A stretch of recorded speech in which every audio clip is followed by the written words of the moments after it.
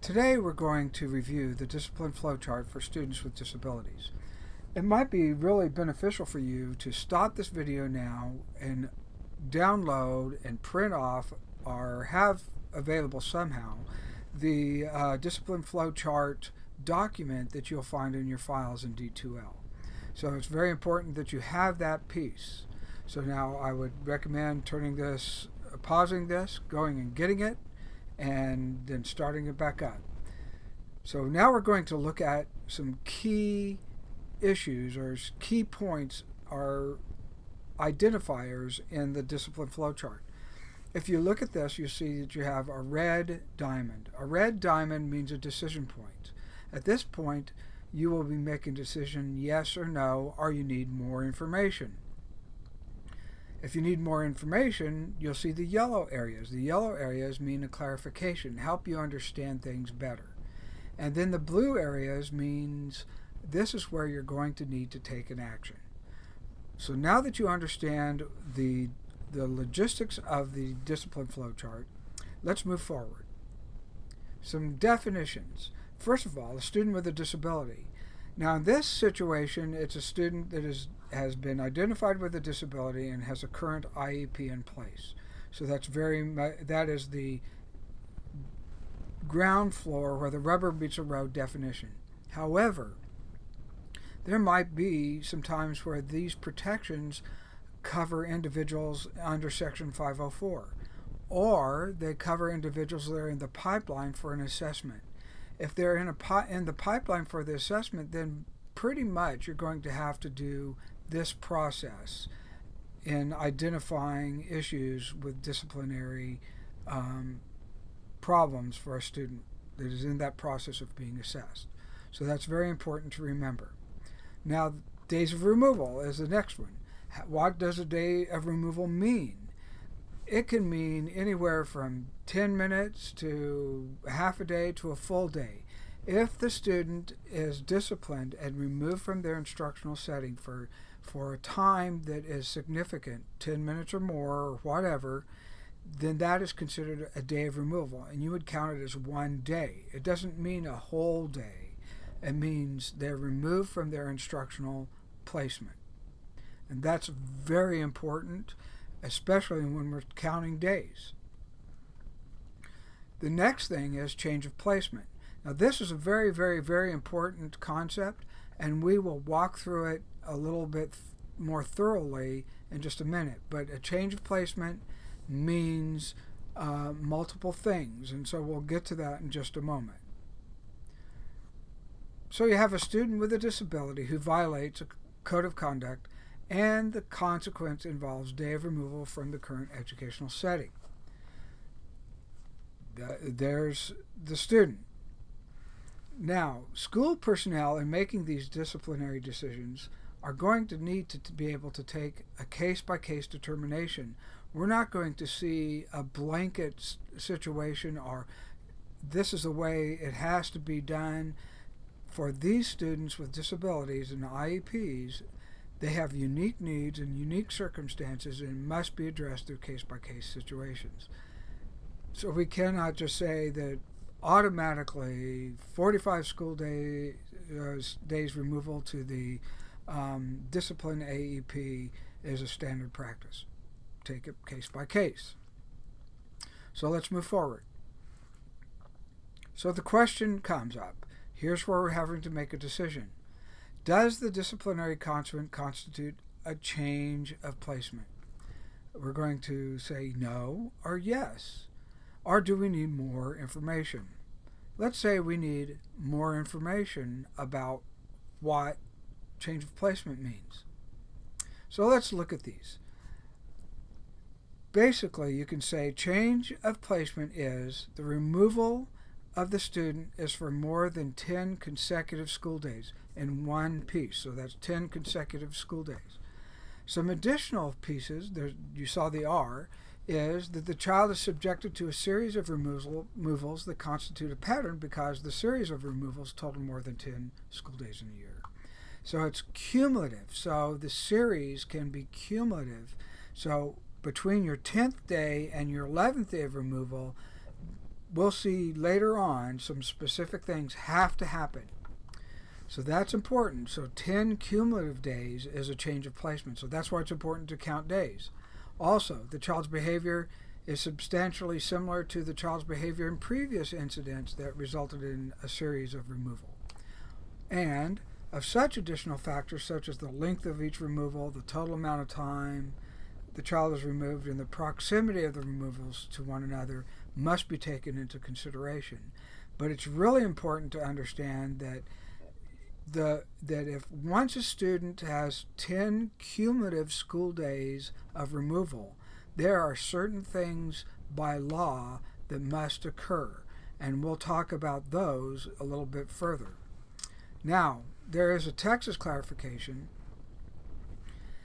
We need to understand the difference between suspension and expulsion. Suspension means that it may not exceed more than 3 school days. So suspensions are temporary, they're short term, and they cannot exceed more than 3 school days. So that's important to remember. Now, expulsions are completely different.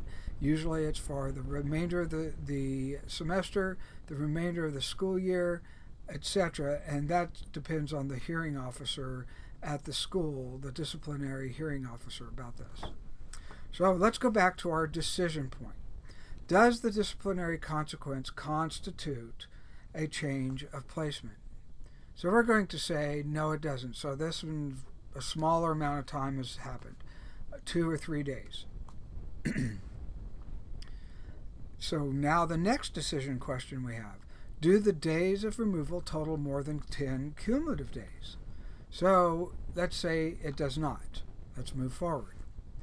Then the school personnel may remove a student from his or her current placement to an appropriate interim alternative education setting or some other setting for not more than 10 consecutive days, to the extent such alternative applies to children without disabilities. Basically, when you read this slide here, it's saying that if it's not 10 cumulative days and it's not a change of placement, then you can treat the student as if they are a general education student, just like anybody else. Lovingly, rule of thumb, we've called this the 10 FAPE-free days. Those 10 days of removal before it reaches the 10 cumulative days, we call those the FAPE-free days. So you don't have to provide free and appropriate public education for the student based on that piece. So those are those 10 FAPE-free days. Again, the services during this non-change of placement time is that the LEA does not have to provide services to the student during those removals of 10 or less school days unless the services are provided to students without disabilities or similarly removed. So if you do it for a general ed student, you have to do it for the special ed student. Also, again, this only applies to the FAPE-free days. So going back to that piece, that's really important. Intervention. If the student's behavior impedes the child's learning or that of others, then the IEP team must, you notice how there's that must, that one little thing there, you must consider the use of positive behavioral interventions and supports and other strategies to address that behavior. So that's the big question we always ask in the IEP meeting: if the student's behavior impedes the child's learning or the learning of others. Important question. So if it does, then we have to go back to the IEP and address that issue in an IEP meeting. So now then, let's get back to this decision point. Do the days of removal total more than 10 cumulative days? Now we're saying yes, it does. What do we need to do at this point? Here in this slide, you will see service obligations, non-change of placement, greater than 10 school days. You must provide services that enable the student to continue to participate in the general education curriculum, although in another setting, and be able to progress toward meeting their goals in their IEP. It must be determined by school personnel in consultation with one of the student's teachers. So let's unpack that. You must provide services, enough services necessary for that student to make progress in their IEP and make progress in the general education curriculum. Now, it's not necessarily minute for minute, but it must be enough services that they make continued progress. Important point. This is, again, must be done in a consultative session with their teachers and with the other school personnel. So now then we're at the decision point again. Does the disciplinary consequence constitute a change of placement? Yes. Does the offense involve weapons, drugs, or serious bodily injury? It says yes. Special circumstances. If it involves a weapon, drugs, or serious bodily injury, they must be removed to interval alternative education placement, a discipline AEP for 45 school days. That's kind of one of those non-negotiables is this. So they must be sent to the alternative education placement for 45 school days if it involves the weapon, drugs, or serious bodily injury. Just so we know, what does serious bodily injury mean? Serious bodily injury means this. It could substantial risk of death, extreme physical pain, disfigurement, protracted loss of impairment of the function of arms and legs, organs, or other, or mental faculty like a TBI, something like that. If the student has engaged in these special circumstances with a weapon, drugs, or serious bodily injury, and they're being removed to the alternative educational placement, a discipline AEP, for 45 school days, then we need to look at length of removal to see if we need to do a manifestation determination review. A manifestation determination review must be conducted on the 11th day of after the FAPE-free days. So if a student's removed for those 45 days, the first 10 days, and they've not been involved in a removal before, let's say, and you're going through those 10 days, on the 11th day forward, you must conduct a manifestation determination review. Now, services at the alternative placement. They must be enough services that the student can participate in general education curriculum and make progress toward their IEP. If you have determined that the manifestation determination review did not indicate that it was a result of their directly resulted because of their disability, then it's very likely you need to conduct an FBA, develop a BIP, behavior intervention, and address those in the IEP team. So that's a really important piece. So that's the next piece. So now let's look at this and again, that decision point. Does the offense involve weapons, drugs, or serious bodily injury? No, it does not. So here's what you must do. Not later than the date on which the decision to take disciplinary action is made, the LEA shall notify the parents of that decision and must provide the parents with procedural safeguards. So it's really important at this point that you notify the parents and provide procedural safeguards.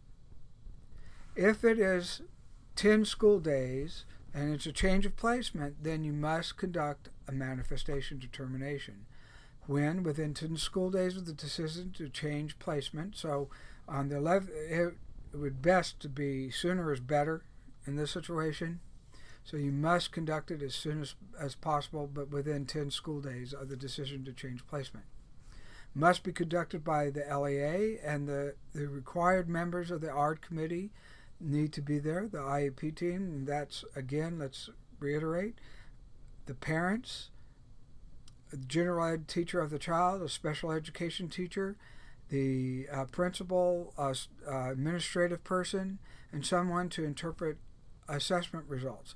Others can be involved, like the school psychologist, anybody that's been involved in the process, they can be involved. And again, the parents can bring the whoever they feel is relevant for the IEP meeting. All right. Required information to review. All relevant information in the student's file, including the IEP, the current IEP, previous IEPs, including behavior intervention, understanding if the student is able to follow the code of conduct, teacher observations, parent information that parents can bring. Maybe something was happening at home and they can shed some light on it by bringing information forward. But it's a lot of information needs to come forward and be offered to you so you can make the best decision. The IEP team can make the best decision. All right. Considering existing data, does the IEP team conclude that the additional data are needed? Okay, in other words, do you need additional assessment? Do you need an FBA? Do you need a psychological evaluation? Do you need anything else that is necessary? Maybe the testing is 2.5 years out of date, and it might be good to do additional testing, whatever it is. So let's say does the IEP team conclude that additional data are needed? And we're saying yes in this situation, so leads us to the plan. You have to plan data collection. Set a timeline. Remember, our committee, the IEP team, sets that timeline. They obtain consent. Remember, parents can deny consent at this point. Anytime you do a reevaluation, you must obtain consent again. Once you obtain consent, then you collect data.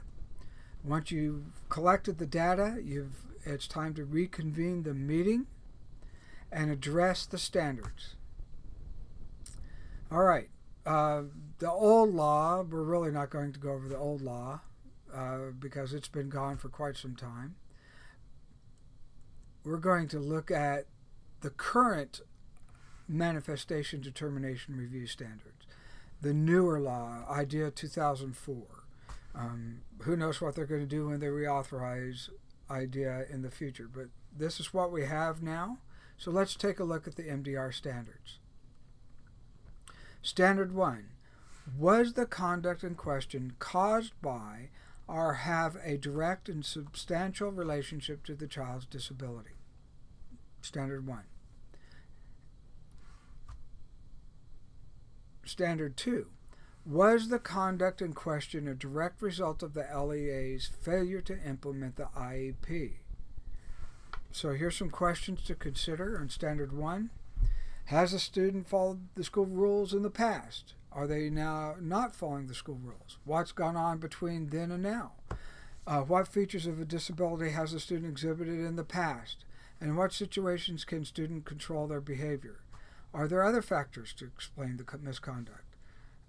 Is this an isolated instance of this behavior, or is it recurrent?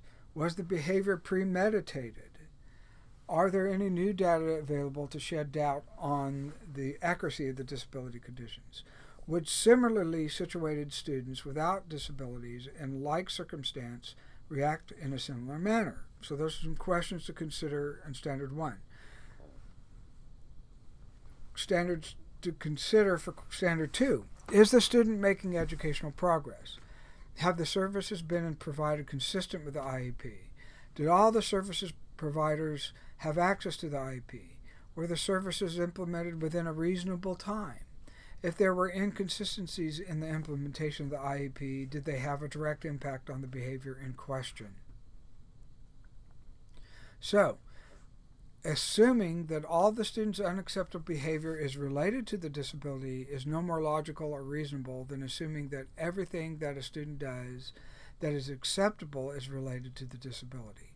In short, the broad range of behaviors manifested by a particular student may or may not be attributable to the disability. This is a direct quote from Hartwig and Rush from Discipline in Schools, 1994. So it's important that we don't make any erroneous decisions.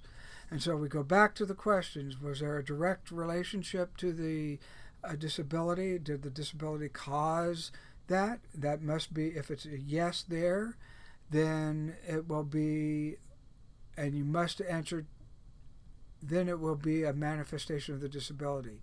If it's a yes that the district did not provide the IEP appropriately, then that's a manifestation of the disability.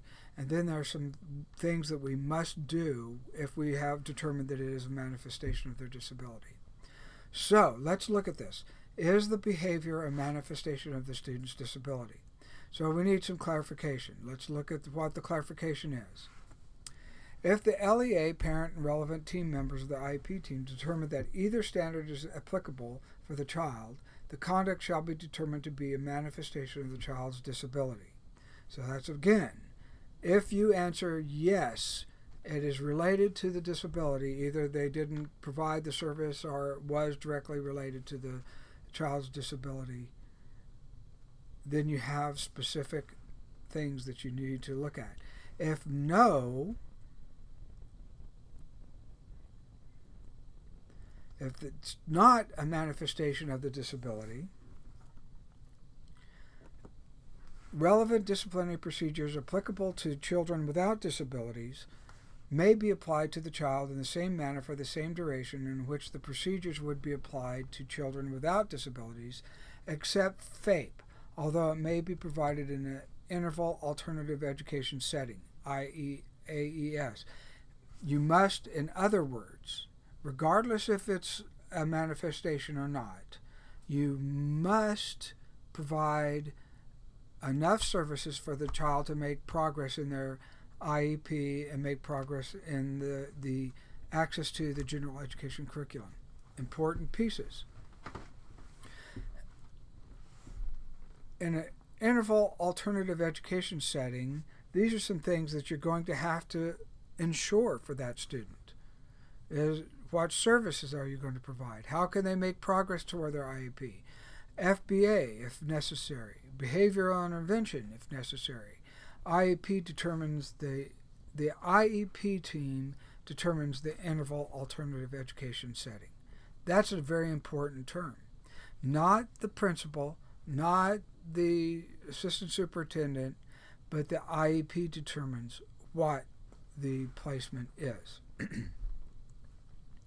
Now, if the behavior is a manifestation, you determine it is a manifestation of the student's disability, what then do you do? If discipline is a manifestation, the IEP team shall return to their current placement, and the LEA must agree to that unless there are some special circumstances. If there is no FBA in the child's file, then you must conduct an FBA and develop a BIP and implement it. If there is a BIP in the child's file, then you must make sure that you review it and modify it as necessary to address these issues. So that's very important. If it is a manifestation, you must do these things. In other words, you cannot treat them as if they do not have a disability. You must follow these procedures. So, decision point. Are additional data needed for an FBA? If no, develop an FBA and a BIP. If yes, then you must obtain consent, collect data, reconvene the IEP meeting, and then if the conduct is found to be a direct result of the LEA's failure to implement the IEP, immediate steps must be taken to remedy the deficiencies. So that's important.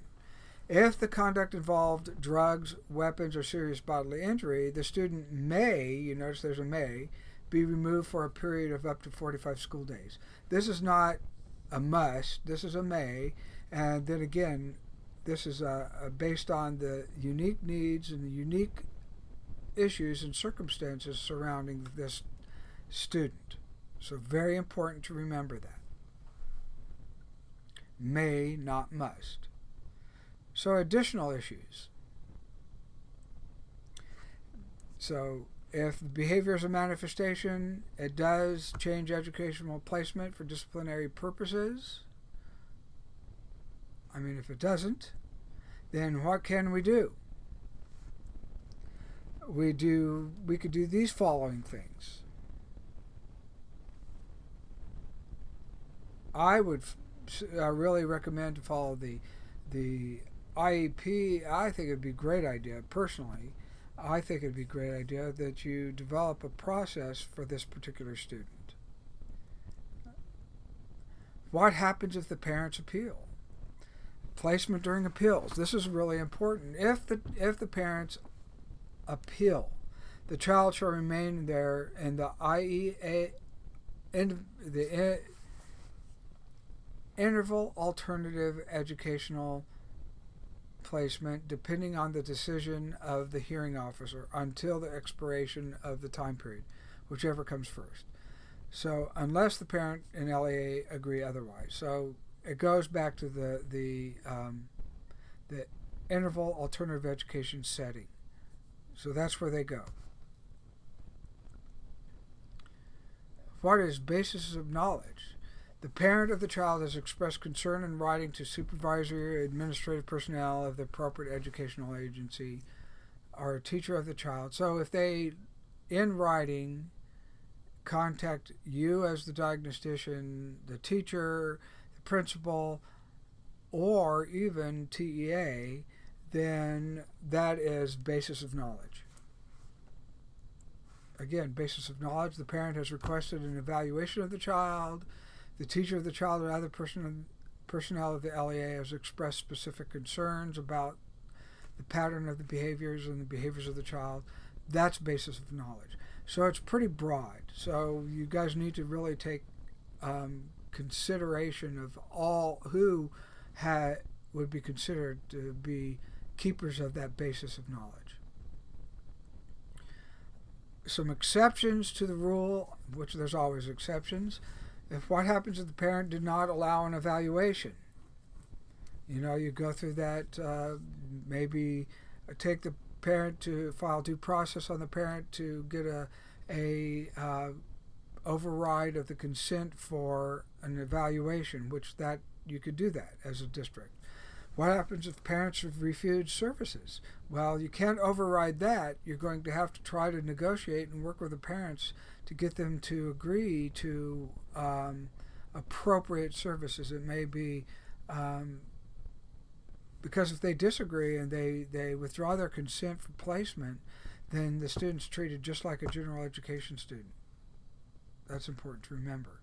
Also, another exception, it was determined the child not a child with a disability. Well, they're treated then just like an individual without a disability in the school setting. That's important. Conditions that apply if no basis of knowledge. Child may be subjected to disciplinary measures applied to children without disabilities engaged in comparable behavior. So that's really important. Request evaluation. Evaluation conducted in an expedited manner. Don't take a long time to do it then. In other words, they'll stay in the educational placement determined by the IEP team pending the evaluation. So that's important. What if the student commits a crime? Well, then it's really important if they commit a crime. Nothing prohibits LEA from reporting the crime committed by a child. So that is what would be recommended, is to refer to the law enforcement. What happens if the student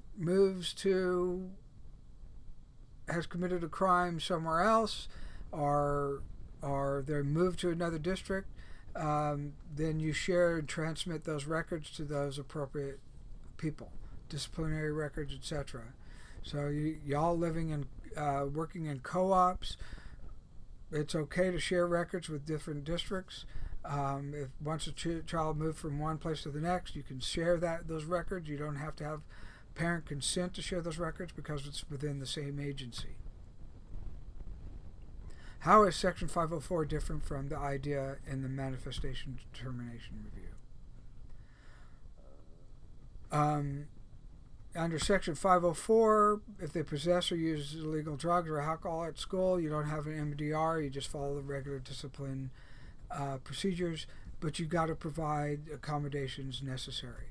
If it's a weapon or a serious bodily injury, then you do a manifestation determination review. Okay, so that is it.